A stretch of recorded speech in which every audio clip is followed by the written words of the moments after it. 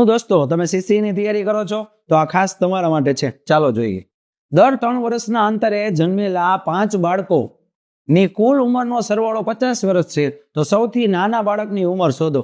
હવે આપણને કોઈ પણની ખબર નથી તો શરૂઆત આપણે x કરશું, x ધારીને. હવે એમ કીધું દર 3 વર્ષના અંતરે પેલો બાળક x છે તો એનામાં 3 ઉમેરીએ તો x + 3. ફરી પાછા બીજા 3 ઉમેરીએ તો કે ભાઈ x + 6. વળી પાછા બીજા 3 ઉમેરીએ તો x + 9. હજી એક વખત તો કે ભાઈ x + 9 ને 3 12.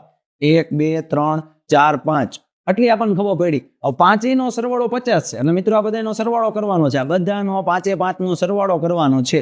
ડન. અને એના બરાબર કુલ ઉંમર આપણને કેટલી કીધી છે? 50.